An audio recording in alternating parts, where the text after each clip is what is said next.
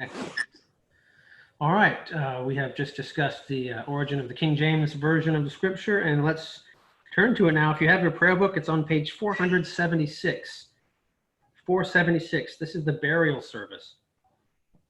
Rite 1, burial of the dead. On this one page, 476, we have two versions of this psalm, Psalm 23. One is the prayer book version, which they're hoping people will like. And one is the King James Version, which they had to put in there because that's really what everybody wants. But, you know, when you're writing a new liturgy, what are you going to do? So the King James Version is here on page 476, and you may know it by heart, and we can, I'll read it aloud, and you can say it along with if you want.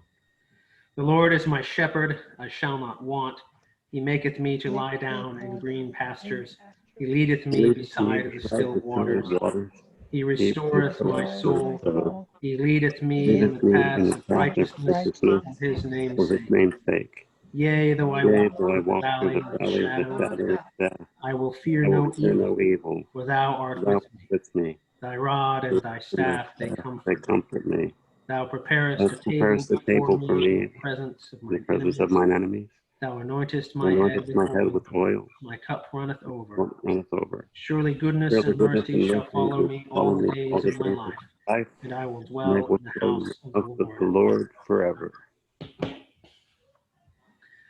What have been, in the past, what have been your favorite parts of this psalm? Like, what jumps out at you as the parts you always look forward to or you always dislike? I was just telling Richard earlier, I was reading C.S. Lewis's book, Reflections on the Psalms, and he does not like verse 5.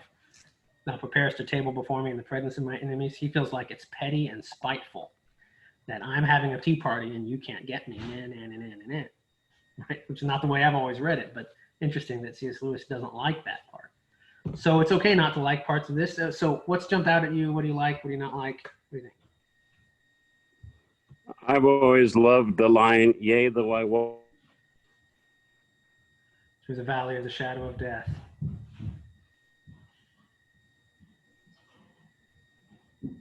He restoreth my soul. That's been an important one for me at times. Yeah, I like the green pastures and the still waters. That's just very nice. That's a line that really fires your imagination, right? We all know what that feels like, right? The green pastures and the still waters. Yep.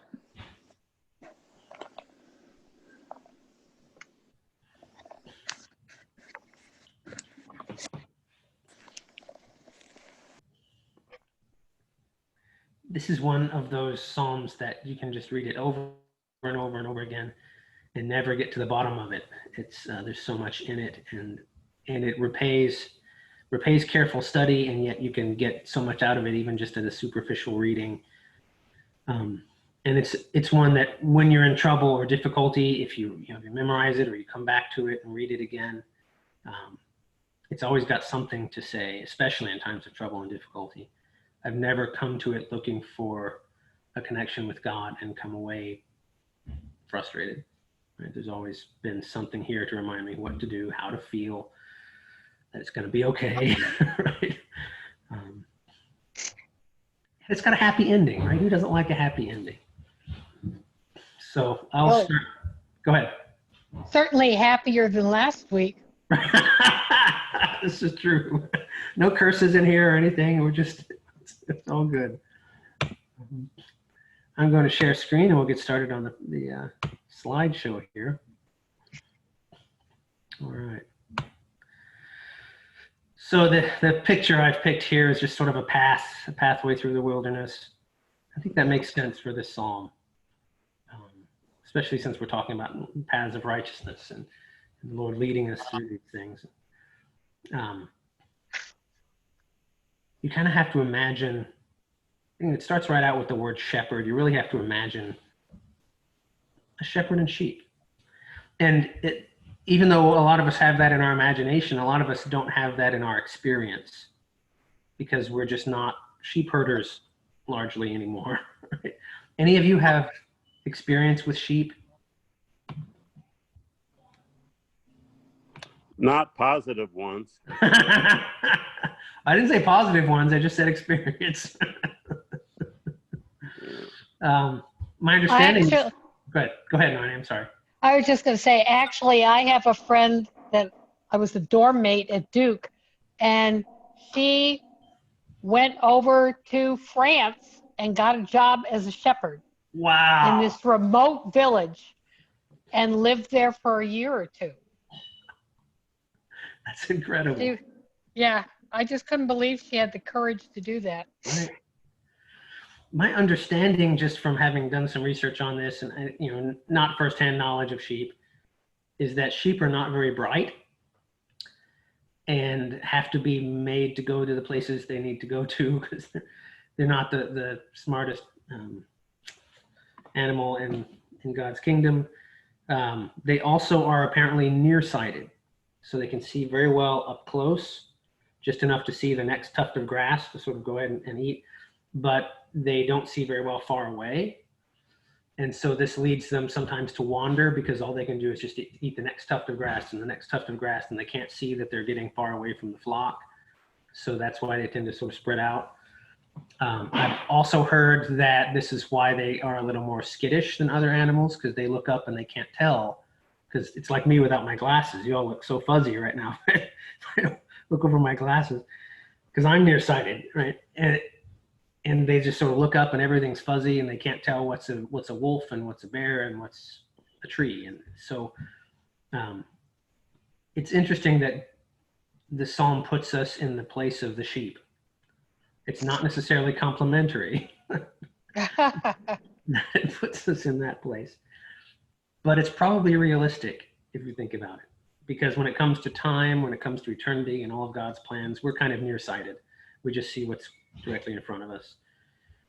And we get skittish about the world and all our worries. And we're not always very bright as much as we try to be. So it's not altogether a bad position to be in if you have a good shepherd. And that's kind of the point here. So the title in Hebrew, a Psalm of David. Unequivocally, this is supposed to be a Davidic psalm. No one has ever really doubted that. And that's because David was a shepherd. The word psalm here, we've already talked about it in Psalm 95. It means to touch, right? To touch something, to touch an instrument like strings on a guitar or to bang on a drum, to touch. And then after that, when the music is going, that's when we add the words, right? Someone have something? All right. Yeah, so to touch is what the word psalm means. And so they would have sung this psalm. I have no idea what the original melody would have been like. I don't have it with me today, but I'll try to show it to you next time, a recording of a piece of music that was found in a Greek town by archaeologists. And they speculated that this was musical notation, and they've sort of reconstructed what it must have sounded like. So, and it's from 1000 BC, which is about the time David lived. So I could play, I'll try to do this next time, a reconstruction of what music around the Mediterranean in 1000 BC might have sounded like. Huh. Yeah, it's fascinating. But they were definitely singing this in the temple. It became a classic of Hebrew devotion as far back as anyone knows. And it comes from David's experiences as a shepherd. And we know David was a shepherd. We'll talk about all the verses where that's mentioned in just a moment. But I think that's one of the reasons why no one has ever really doubted that this is a Davidic psalm, because it does so depend on this experience of shepherding. So we know that shepherds in the ancient world were generally despised. And we see this in 1st and 2nd Samuel when people talk about David. They talk about him in disparaging terms because he's a shepherd. His brother Jesse says, his father Jesse says, we've got another son, but he's with the sheep, right? Why would you want him? He's a shepherd, right? Who cares about the shepherds?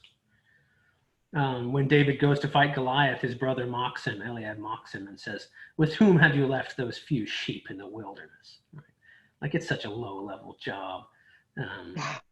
We know they were despised, right? And even God, when he's talking about all that he's done for David, and making promises to him that have to do with the covenant and all that. He says, I took you from the pasture, from the hind parts of a sheep, right?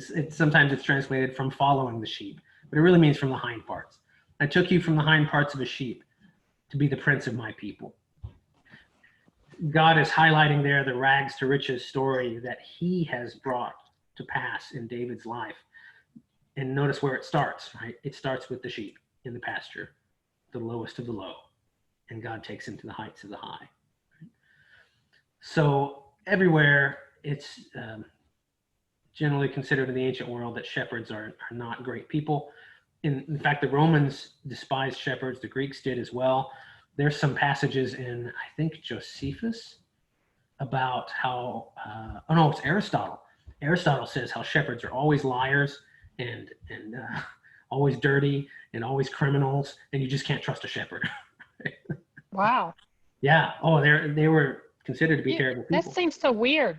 Yeah. It wasn't until the Renaissance, the 1400s, in Italy, when they're rediscovering classical poetry, that the pastoral scene becomes admirable. That's when they started admiring the idea of a quiet pasture with a shepherdess leading the flock and beautiful blue sky, and they start painting pictures like this and writing poems about this. But that's Renaissance Europe in the 1400s, when it becomes a positive thing again. So that's 2,400 years in front of David. And at the time of Christmas, when the angels come and sing to the shepherds, it's the same thing. They were generally despised by everybody at that time. What made them despised? I think it was the easiest job, and so the most ignorant people could do it, and the laziest people could do it. And I think it was an unskilled job, I think, largely, although as far as I understand modern shepherding, there's a lot of skill in calling the dogs and understanding where to take the sheep. It probably was something that children did instead of more adult work.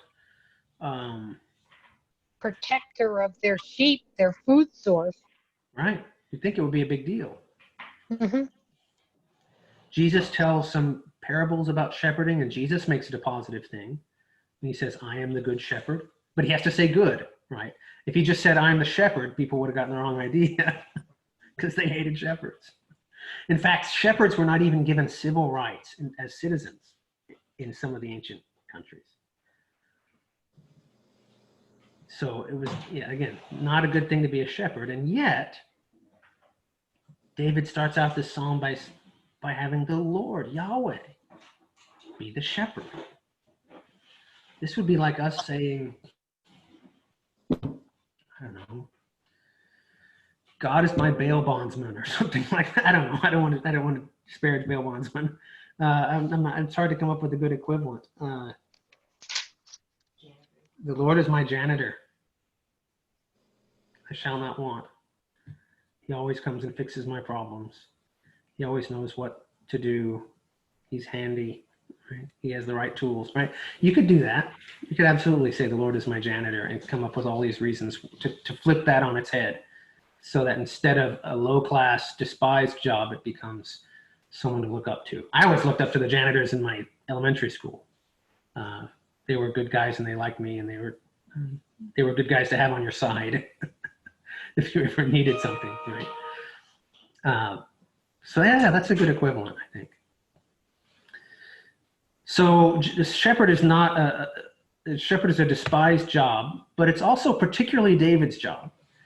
Multiple times. I mean, besides the verses that we've just mentioned, other times that David is said to be a shepherd. This is not in doubt by anyone in the ancient world.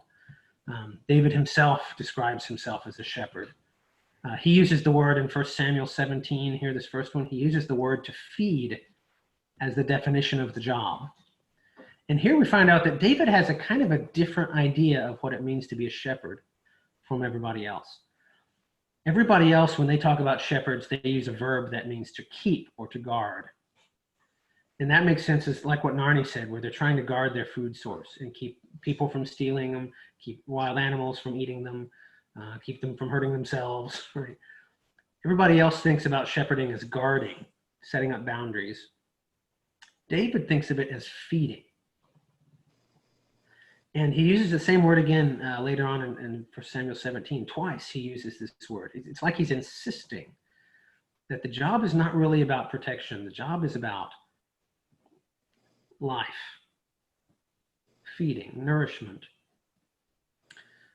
It's like he's looking at this job in a whole different way from everybody else. Even before we get to the psalm, right? He's thinking of it differently. And we know that David used his time as a shepherd to good effect. He learned about God while he was a shepherd. He wasn't just out there messing around. He wasn't just lazy. He wasn't just thinking about nothing. He was thinking about God. And we know this because he says so himself. And when he's talking to King Saul, right before he goes out to fight Goliath, and King Saul says, "Well, this guy's been a warrior since his youth, and that's all you are as a youth. So how do you think you can beat this Goliath?" And David responds, "Your servant used to keep," that is feed, "sheep for his father. When there came a lion or a bear," one imagines he could list off any number of animals that came and tried to take lambs from the flock. "When there came a lion or a bear, etc., and took a lamb from the flock, I went after him and struck him and delivered it out of his mouth." And that would have been a great feat of arms. In fact, several of David's mighty men are promoted into being David's mighty men just because they beat lions or a wild animal like this, right? So this is a big deal. Most people would not go after a lion. And people might fight a lion if it was coming after them. That's not the case here, right? David is on offense. He's headed after that lion. He's headed after that bear. "I went after him and I struck him and delivered it out of his mouth." So this is, knocking the lamb out of the mouth, as it were, or distracting the lion so it drops the lamb. "And if he arose against me," David doesn't flee, right? If the lion turns on him. "If he arose against me, I caught him by his beard and struck him and killed him. The Lord who delivered me from the paw of the lion and from the paw of the bear will deliver me from the hand of this Philistine."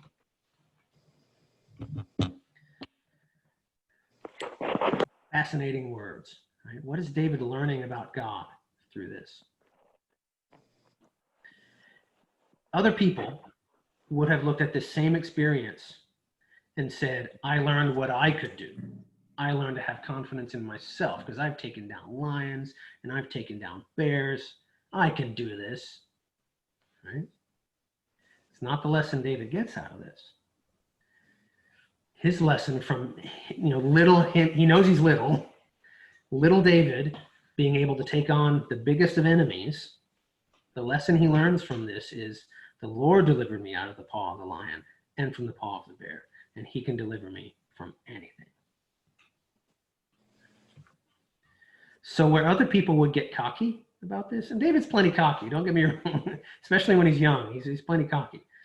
But where other people would gain self-confidence from this, that's not David's lesson. He's got God confidence here.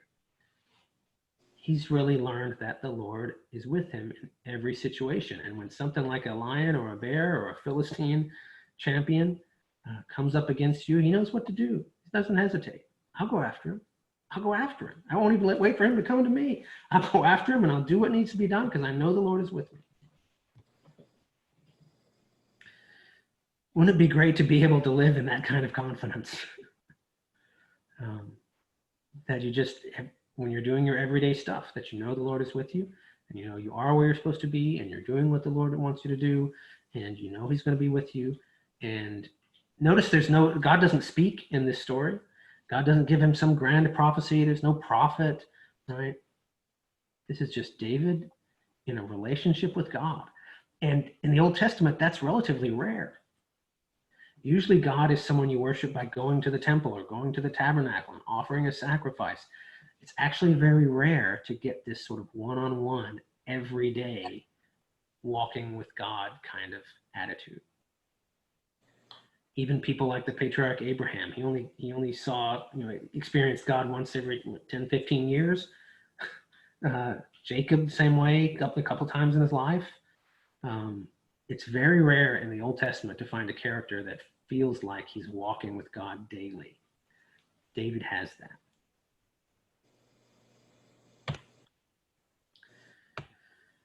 So David has learned that God, like being a shepherd, is about life-giving feeding, not necessarily just protecting from evil. He's learned this kind of God confidence. And he's learned nonverbal communication. And that's what I think this psalm is really all about, because God never speaks. Not once do we hear a word from the shepherd. This psalm is all nonverbal. And if you've ever wondered, why doesn't God speak to me? Why doesn't he send a prophet to me?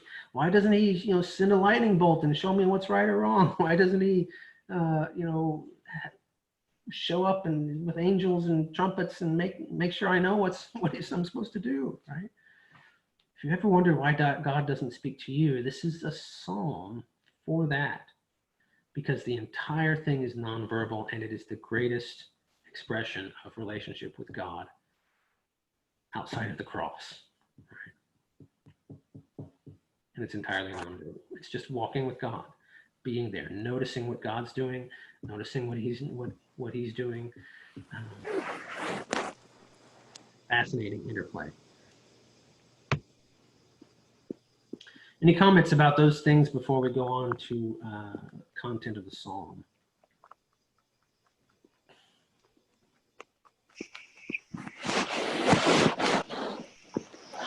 All right, let's get into the psalm itself here. We know verse 1 very well. The Lord is my shepherd, I shall not want. So we're looking here at, when it says the Lord, it means Yahweh. It's straight up in the name of God. And I don't know if you know, but this is the name by which God revealed himself to Moses. So this is evidence, if this is a David psalm, this is evidence that David had read the Bible or had heard the stories and knew what God's name was. Right? There are some scholars out there now that say, they didn't know anything about each other. David never read the books of Moses. Books of Moses didn't even exist at that time, whatever. This is Yahweh, right? This is the name that God used at the burning bush to reveal himself to Moses. It's sometimes translated Jehovah. Scholars think Yahweh is probably the best translation of this name, and we'll talk more about it maybe another time, but this is the personal name of God. Yahweh is my shepherd. This starts out with the personal name. It's as intimate as you can get. Yahweh is my shepherd. And here again, the word shepherd means feed. The root is all about pasturing, the one who lets me graze. It's defining this relationship by feeding rather than something else. When it says I shall not want, this means I won't be diminished. I won't be cut short. No lack, or I'll never need something essential and it not show up. Right? God will take care of me, is this idea. Lord Yahweh is the one who feeds me, the one who takes me out to pasture. I shall not want.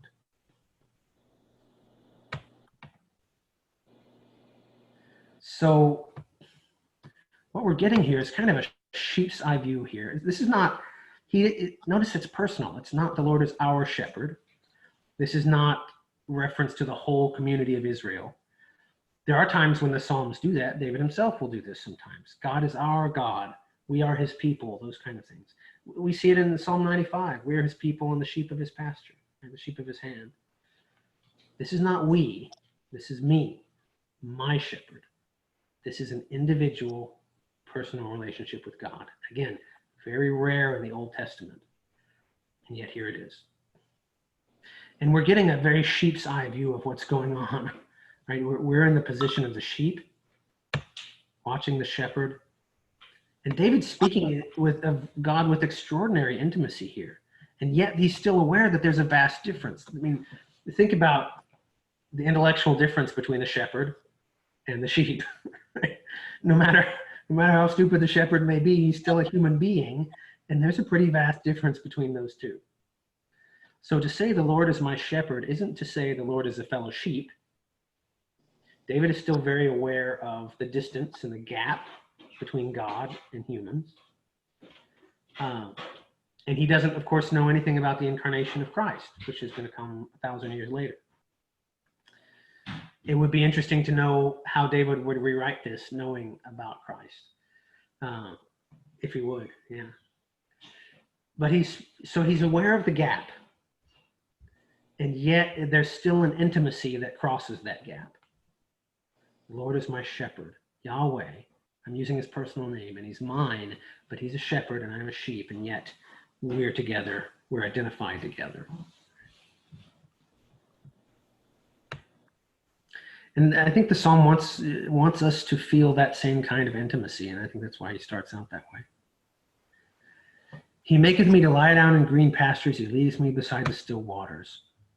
The green pastures, let's talk about that first. The verb here is a forceful verb. This is not just he invites me to lie down, or he suggests that I might possibly think about maybe wanting to lie down in green pastures. This is a forcible thing, like whack him on the back and make him lie down in the green pastures. Force the animal to lie down. And I don't know if you're familiar with the landscape around Israel, but it's not really green, not all of it. In fact, it's usually brown, quite brown. To find a green pasture is really an image of great abundance. And it's probably first sprouts. We're probably looking at spring greenery, maybe. New shoots, the tender stuff, the things that the sheep would really like. So green pastures is like the pick of the crop here. And the root of the word for pasturing is to rest. It's to sit down, a place to rest or recline, so a place for sheep to rest. So this whole idea of a pasture was the sheep laying down, resting in their food, right? Because that's what a green pasture is. It's like laying down in front of a big bowl of spaghetti or something. It's this combination of images of feeding and rest that come together. He leadeth me beside the still waters. Very similar sort of thing. So again, all the action here is on the shepherd. And it's the sheep that are sort of being forced into this. He leadeth me. This means to lead with care.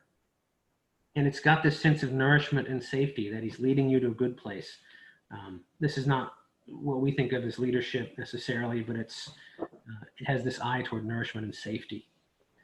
And the still waters are safe waters. This is, again, something I've heard or read somewhere in research. I'm not sure if it's true because I don't have direct experience with sheep. But I have heard that sheep, when their wool is full, that it can get soggy. And if it can act like a sponge and suck up the water, and they can fall over and drown in just a little bit of water if they're not careful. So one has to be careful about what kind of water they're allowed to drink from. So you need pools of still water rather than brooks of running water, right? So what we have here, this is the opposite of what we saw in Psalm 46. Remember, where the waters were raging and roaring, the sea was a place of evil and destruction. Here the waters are still. Here the water's all about peacefulness and restfulness. So we've got resting, he makes me to lie down, and feeding in green pastures. We've got feeding, this sort of leading with nourishment in mind, and resting beside the still waters. We've got basically almost gratuitous amounts of resting and feeding. I mean, this would be like us being a couch potato. Anybody going to do this on Saturday watching football? This is what David has in mind, the sheep's version of this. Resting and feeding all at the same time, just nothing else to do than that. Kind of like retirement, right? Those of you who are retired. There we go. And the emotion there, I think, that we're supposed to get is the same God confidence and an assurance that our daily needs are going to be taken care of because it's all in God's hands and he's capable of doing this much and even more. He restoreth my soul. He leadeth me in the paths of righteousness for his name's sake. Restoring, the root of this verb means to turn back or to give back. He gives me back my soul or my life or my energy my vitality. He gives me back my vitality. This is like a Gatorade commercial, right? You've just been working out, and Gatorade says all you need is drink this and you'll be ready to go work out again. That's kind of the idea. He restores my soul. He gives me back my life, my vitality, my strength when I'm all tuckered out. He restores my soul. He leads me in the paths of righteousness. This is going to be a footpath, a track, or a rut. But then by definition or by extension also, it can mean a path of life, a manner of life. So here David will do this all the time in this psalm. He'll start out in a sheep metaphor, leads me in the path, and then he'll throw a spiritual word in there, a word that has to do with religion or God, right? So leads me in the paths, we get that. That's a sheep thing. But paths of righteousness. This is brilliant poetry. Now we're thinking not just the image, but what does that image mean for my daily life and my walk, my manner of life? Right? What is the path of righteousness for me as a person? And he does it with just that one word. Leads me in the paths of righteousness for his name's sake. And when it's for his name's sake, it's for his honor, for his own reputation. Right?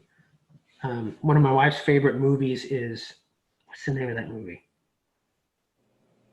Oh, it's on the tip of my tongue. It's about a shepherd. Oh, I'm forgetting. Anyway, this shepherd, he loses his own flock. His dog sort of goes crazy and pushes the flock off the edge of the cliff. He's lost his own flock, so he goes to hire himself out as a shepherd, and no one will hire him because he's got a reputation now for losing sheep. So no one wants to have him in charge of their sheep. Honor and reputation for a shepherd. I mean, shepherds were sort of dishonorable already, so maybe that's not a big deal in the ancient world, but it's interesting to think that God has his reputation on the line with us, that he leads us in paths of righteousness because we're his and he is ours, and we have this identification, and if we go down, that reflects on him, and if we do well, that reflects on him. So he wants us to do well because that's his honor, his reputation in the world, for his name's sake. Not because we're great sheep, not because we're great people, not because we're all that. We need to be led on the path of righteousness, for goodness sakes. But God does it for his own sake because he wants to be seen as a loving God. So here's the picture, right? There's the sheep, there's the path, the straight path. Well, it curves a little bit there, but that's the image we're supposed to get. He leads me in the path of righteousness. And look at this path. How was this path constructed? As you look at that picture, there's only one way to construct a path like that. Feet, exactly. You don't do it with shovels. You don't do it with bulldozers. You don't do it with construction crews. The only way to make a path like that is to walk it again and again and again and again and again. Right? And that the path of righteousness is that kind of a path for us. This is reminding us that the path of righteousness has been walked before us, and it will be walked after us, and we do our part in making it a straight path by staying on it and by walking it the way God leads us to walk it over and over and over, generation after generation.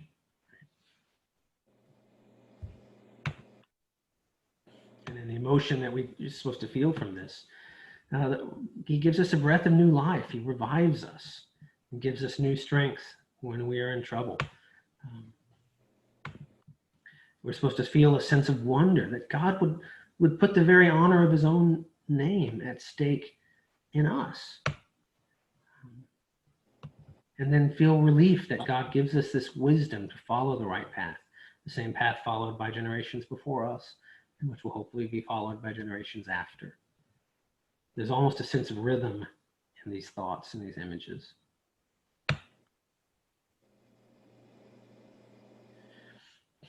Going on now to verse 4. Yea, though I walk through the valley of the shadow of death, I will fear no evil. Thy rod and thy staff, they comfort me. This phrase, the valley of the shadow of death, I think it was Richard that pointed that out. This is such an iconic phrase. You hear this in rap music. You hear this all over the place. It just rolls off the tongue. The King James people did a really good job of translating this, but this is the way it is in Hebrew. Those are the words that are there. Sometimes when you translate it, you look at the original words, sometimes they can give you a hint about what that means. Not here. It's just straight up literal. Valley, shadow, and death. So we get a direct line to what David was saying if we can figure out what that means. So the word yea is sort of intensifying things. Yes, or absolutely, or certainly. Though I walk, though I come along through the valley. It was not unusual for sheep to walk through the valley. The problem is the shadow of death, right? This is all original. This is David. No one else thought of this. No other culture has this phrase. No other, it's not in the Babylonian literature. It's not in the Egyptian literature. This is David's own phrase. The valley of the shadow of death. I will fear no evil. I will not be afraid or in awe or in reverence. We've seen this word in Psalm 46. Yea, where it says, even though the mountains be toppled into the midst of the sea, right? I will fear no evil. Same thought. And the word for evil here, the root means loud noise, something displeasing or injurious, but it can mean anything evil. An evil appearance, an evil emotion, bad luck, evil actions from somebody else, bad morality, more. This word has a huge range of meanings. Anything bad can fit in this word. And it's all ruled out. I will fear no evil, for thou art with me. My rod and my staff. The rod was just a branch. Like when my kids and I go hiking, we'll usually find a branch that's been knocked down or on the fallen down from a tree or something, and I'll pull out my pocket knife and we'll make a walking stick out of it. That's what this word means. It just means a branch that's being used as a tool. The staff is a little more conspicuous because it's a shepherd's particular tool, a shepherd's crook. So these are, one tool is taken from nature, the other tool is specific to the job. But either way, these are the things that God uses to comfort. And this word comfort means to pant like a dog, right? It means, it's like when you've taken your dog on a walk and you've all had to go up a really big hill and you're both panting by the end of it, right? It means panting together, right? So the shepherd here is comforting the sheep by being with them in their difficulty, or him or her, right? It's a single sheep, by being with the sheep in its difficulty. So that's why it can mean sympathy or comfort, because it's a together word, right? Again, an expression of extraordinary intimacy in a place we wouldn't expect with shepherd and sheep.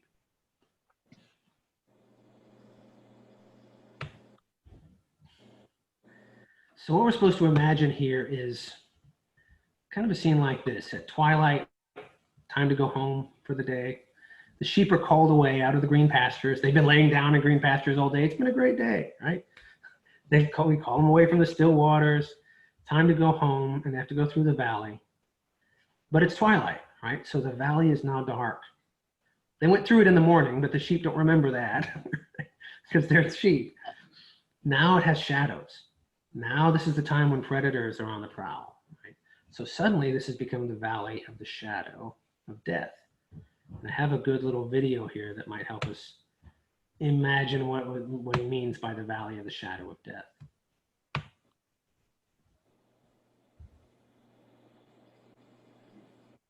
This is from one of my favorite Disney movies. Be there by now. Maybe we missed the turn. I guess I should have taken it. Wait a minute. Yeah, let's go this way. Which way would you rather go? That way or that way? Come on, it's a shortcut. We'll be there in no time. There's your valley of the shadow of death, right? It's very clear that one of those ways is dangerous and the other way is not.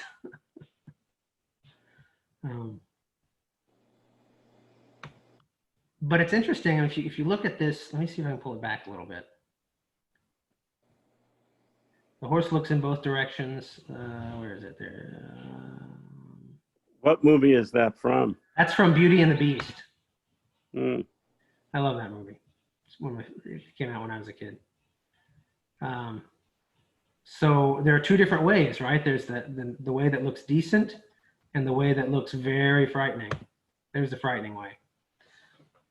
And this is a great image of this because do you actually see any predators in that picture? No, there are no predators in that picture at all. There is no actual thing to kill him there. It's just the threat, right? The shadow of death. There's no actual death in that picture, but all you have to do is look at it and know what's at the other end of that road, right? It's a no-brainer. And the other way looks so much better. And so I think this is what David is getting at, the valley of the shadow of death. It's not the place where the death actually is. We'll see that in a minute. This is the place where the threat is overwhelming. But the predator hasn't quite shown up yet, but you think he might be out there, right? Because you're a nearsighted sheep and everything looks like a threat. But even in that place, he's saying, even when it looks like you're headed down the terrible dark path, the sheep don't have to fear any noise, no evil thing, no predator, no injury. And it's not because the threat isn't real. The threat may very well be real. There may be a wolf in those shadows. We don't know. It's not the absence of threat that makes the sheep feel comfortable. It's the presence of the shepherd, his rod and his staff, right? So I think about this sometimes when I look at the future and I'm like, how are we going to make the budget? Or I look at the, what's going to happen with COVID, or we have a crazy election coming up in a couple of months. All sorts of reasons why we can look and see threat in the world around us. And sometimes it's personal threat for our own lives. But it's important to realize what is the threat actually there? I mean, is the evil thing actually there, or is it just the threat, the possibility of evil? Even when it's just the possibility of evil, right? It may be a very real possibility, but still, God is with us. The shepherd is here. We've got the rod and the staff to prove it. And that's why he goes on and says, thy rod and thy staff, they comfort me. How does the sheep know the shepherd is there? Remember, again, this is nonverbal communication. Right? What is the nonverbal thing that the shepherd does to let the sheep know that he's there? He whacks them with the rod, right? Keep moving here, keep moving, right? He whacks them with the rod, pushes them with the staff. If they step out of the straight way, they get whacked, they get pushed or pulled with the crook, right? This is an image of discipline and boundaries, God keeping us in the right way. He leads us in the paths of righteousness for his name's sake. And it's by these little whacks of discipline that David feels like God is with him, because he feels God pushing him out of the wrong way and back into the right way. I think very much of book of Hebrews in this case, where I think it's Hebrews, where it talks about how we've had earthly parents that discipline us and we respected them for it. How much more should God discipline us? Don't despise, I think it's James now, maybe it's still Hebrews. Do not despise the discipline of the Lord, because the Lord disciplines everyone whom he loves. Right? And what that discipline is God letting us know that he's there and putting us back on the right path. We're sheep, right? We wander, we get scared and we scatter, but it's the rod and the staff that bring us back and keep us in the right way, even in the moment of possible threat. Again, this is nonverbal communication. This is how he knows. So far he knows that the shepherd is there because he's been made to lie down in green pastures. Again, the shepherd is active, the sheep is passive. He's been made to stand by still waters. He's been given rest and rejuvenation when he needed it. He's been led in the path of righteousness. Again, all this is active shepherd, passive sheep. even in the valley with all the shadows where he could die, that's where he feels this presence the most, because he feels the discipline. And he knows that the rod and staff mean there's someone out there wielding the rod and staff to help him get where he needs to go. I think he wants us to experience, he wants us to know that experience brings this same kind of God confidence that he expressed in 1 Samuel.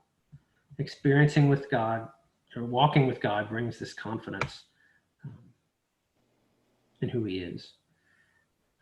And it's only by walking the day-to-day walk with Christ that we learn, we get familiar with God's patterns, the way he likes to direct us, the way he likes to discipline us, the way he likes to talk to us, even his nonverbal patterns, like, when he kind of wants our attention and when he doesn't. Again, this is an image of extraordinary intimacy in walking with this shepherd.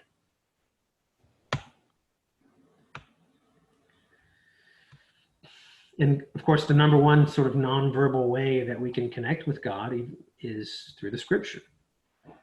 Paul says all scripture is breathed out by God, is profitable for teaching, for reproof, for correction, and for training in righteousness. These are some of the same words we've just read, that the man of God may be complete and equipped for every good work. So this same idea of God gets picked up in the New Testament. And this is the same God they're worshiping in the New Testament, and the same methods that they're seeing as they walk with him. Right? There's continuity between the Old and the New Testament here.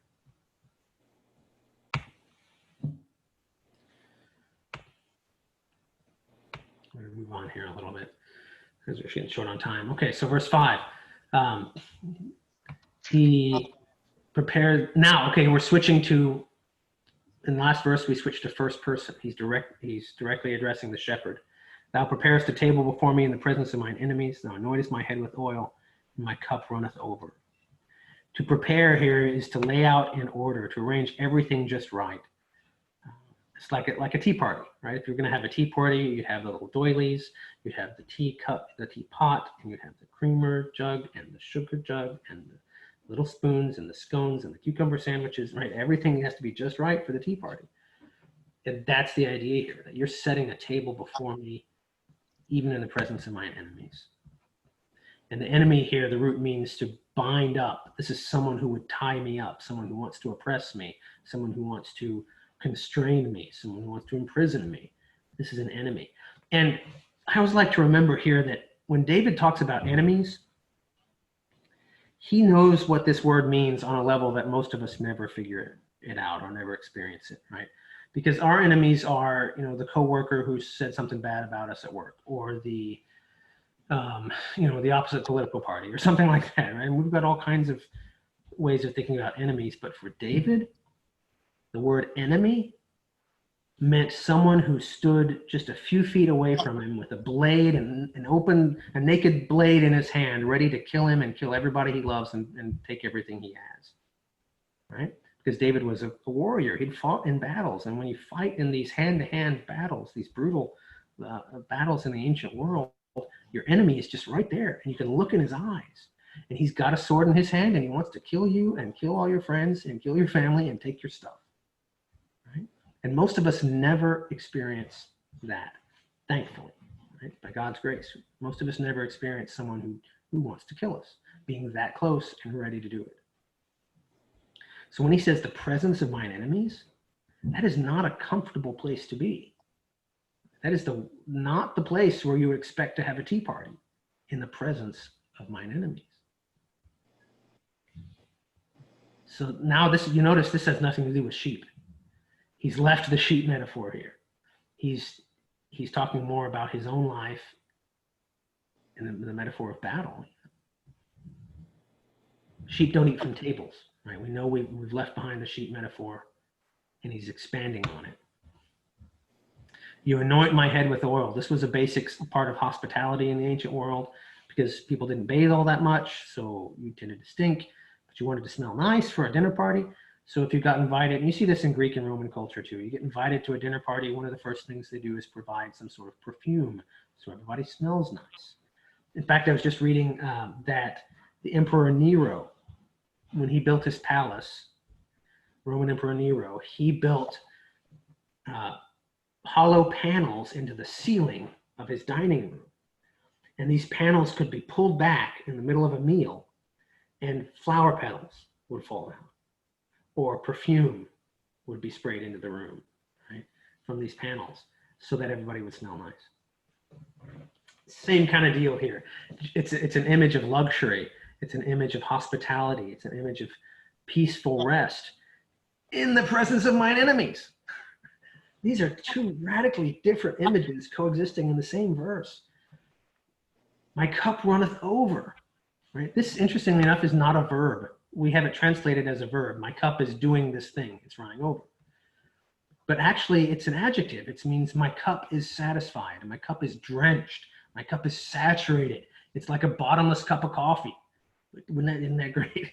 I used to go to a restaurant with other clergy, and my favorite place was when we'd have our meetings at the place that did a breakfast buffet, because they would have this big pile of bacon, and no matter how much bacon you went to get, there would always be more bacon. It was amazing, right? But that's the kind of thing he means by this. Abundance, never ending, bottomless satisfaction. My cup runneth over. So the image we're supposed to get is something like this.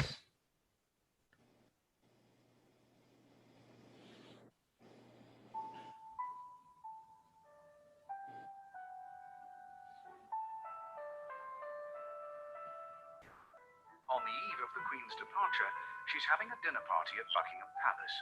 Among the guests will be some prominent American residents in Britain. Usual standards apply.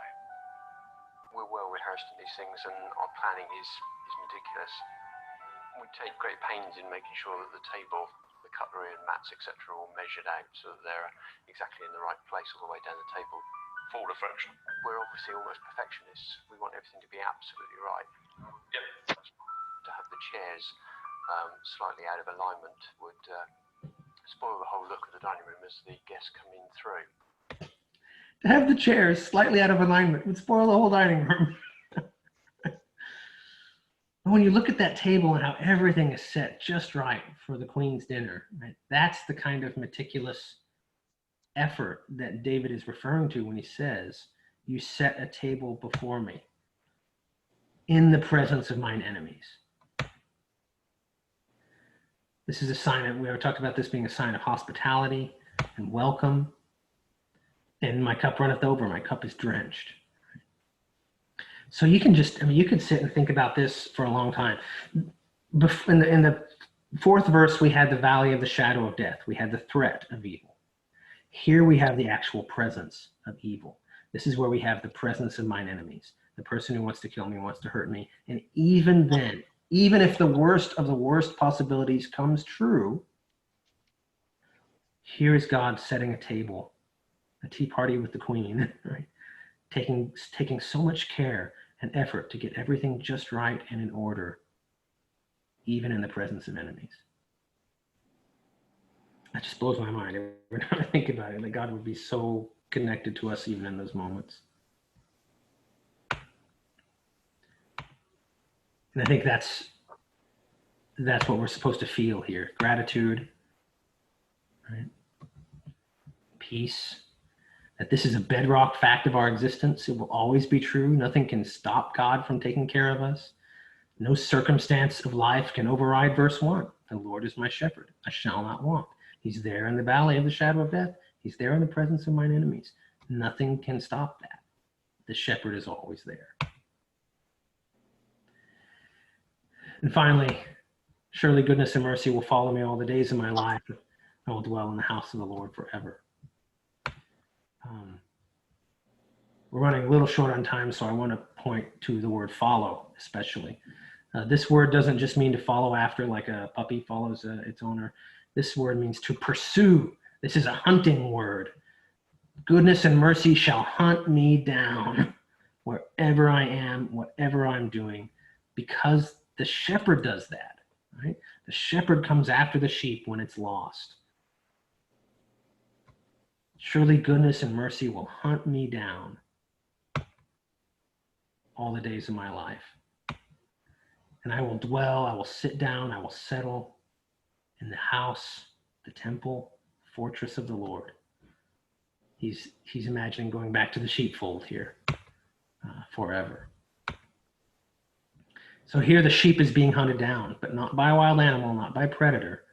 He's being hunted down by goodness and mercy from the shepherd. And not just when they're lost. He's saying every day is like this. It's like being chased down by goodness and passionate kindness. And never having to leave that. It's like coming home again. And you can stay home, finally, forever. He wants us to feel this same feeling that God is hunting us down with kindness and goodness. And that we can finally go home and be home forever. So, again, there's continuity between this and the New Testament, right? It's only in Christ that this gap between the shepherd and the sheep is finally bridged. He is both the good shepherd and the Lamb of God. He takes very much care to put himself on both sides of this equation. And so it's the incarnation and all that Jesus does for us that is the perfect communication of the love of God. And you get the same sense, even though Jesus never quotes this psalm, he must have known it, because you get the same feeling from this bit from the Sermon on the Mount. Therefore, I tell you, do not be anxious about your life, what you will eat or what you will drink, nor about your body, what you will put on, right? Because God leads us beside the still waters and makes us lie down in green pastures. Is not life more than food and the body more than clothing? Look at the birds of the air. They neither sow nor reap nor gather into barns, and yet your heavenly Father feeds them. My cup runneth over. Right? Are you not of more value than they? All this is nonverbal too. You notice this? This is not God saying a bunch of stuff or sending lightning bolts or prophets. This is all just nonverbal walking with God. And which of you, by being anxious, can add a single hour to his span of life? And why are you anxious about clothing? Consider the lilies of the field, how they grow. They neither toil nor spin. And yet I tell you, even Solomon in all his glory was not arrayed like one of these. But if God, the good shepherd, so clothes the grass of the field, so takes care of his sheep, right, which today is alive and tomorrow is thrown into the oven, will he not much more clothe you, O you little faithers? Therefore do not be anxious, saying, what shall we eat, or what shall we drink, or what shall we wear? For the Gentiles seek after all these things, and your heavenly Father knows that you need them. This is the same good shepherd. Jesus is revealing to us the same good shepherd that we hear in Psalm 23. And it should give us the same feeling of being taken care of in a way that we don't deserve even, but because God himself is that good. So I think Psalm 23 is all about the nonverbal experience, presence of the everyday God. And that's all I've got to say about that. Thoughts, comments? So much to think about. Yeah. This one, you could say this one every day for a month, and every day you would get something different or new. It's a great Lenten discipline. Next time Lent comes around, you can do it anytime, of course, but it's a great Lenten discipline to pray through this one multiple times. I think this is one where the King James in the first line versus the one that is in the prayer book, therefore can I lack nothing, a lot more explanatory. Yeah, it is closer to what we think of today. Other thoughts?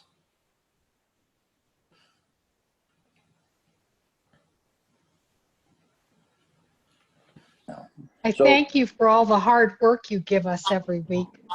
This is fun. I like doing this kind of thing. That's great. One question. Sure. This comes to me about the staff, the rod and the staff. And Yep. so the bishop's crook then is the staff. That's right. That's exactly what it is. So he's Exactly. prodding us and making us go and do the right thing. That's Right. symbolic is so interesting. I have behind me right here a rod and staff that's really interesting. You see him. So this is a stick that I found when I was in college. my freshman year of college, I was, like all freshmen, I was lonely, I was homesick, I was feeling bad, and I would like to walk on the woods. My college had some woods on the campus, and I would walk around in the woods and try to pick up a stick along the way, a branch. This is a branch of sycamore wood. I found this one. It used to be about 5 feet long. It was much longer, but I picked this one up. It made a great staff. I kept it for like 3 years, and I kept sort of picking the bark off of it. You'll see most of the bark is gone now. And it wasn't until probably 3 years after I had picked it up and just sort of kept it around that I noticed it had a real special characteristic. And I wonder if you'll be able to see it here. These are 3 little knobs. The tree had had a disease at some point, which created these little knobs, but these are all the same shape or all the same size, right? The first one looks like a J, the one in the middle looks like an A, and the one on the end looks like a T, and those are my initials. Wow. Thorpe. And these have not been put in here by any human hand. These are it's just the disease on the tree that caused all these other bumps too, but right there, they're all 3 the same size, and they look like my initials in a tree. Here over the years as the bark came off. Yeah. Wow. Pretty neat. This tree was probably at least 30 years old when I picked this branch up. So, how they got there, it couldn't have been any human doing, I think. It's just, I can't explain it any other way than being. The happenstance. Yeah, that it was God's message to me that, just like in the 23rd Psalm, that he's with me no matter what. I call this my miracle stick. I used to show it to my students when I was a chaplain all the time. I would bring it to chapel and say, you were looking at a miracle. You don't know it. You're looking at it and you can't see it. This is a miracle. And then I pretend to try to do miracles with it, and they never worked out, of course, because it's not that the stick could do miracles, it's that it is a miracle. Yeah. It's a God Very incident, cool. not a coincidence, a No. God incidence. That's right. That's what Thy rod and thy staff, they comfort. Okay, on page 612, it's the 23rd Psalm, and it's still a little bit different. Yeah. So what is, it just always can be King a James. little bit different? I think the Episcopalians went through a phase where we just couldn't stop messing with anything that was good. Like, we couldn't leave good enough alone. We changed all the words to the hymns, and we had to put in a different version of the 23rd Psalm because God forbid we use the one everybody likes. That's okay. It all means the same thing in the end. Same thing, yeah. I just noticed it was worded a little bit differently. Thank you guys so much. I hope there's a lot to chew on from this one. Oh, thank you very much. Yes, Thank you. All right, I'm gonna stop the recording. See you on All right. Sunday. Yes, Good indeed. night. See you all on Sunday.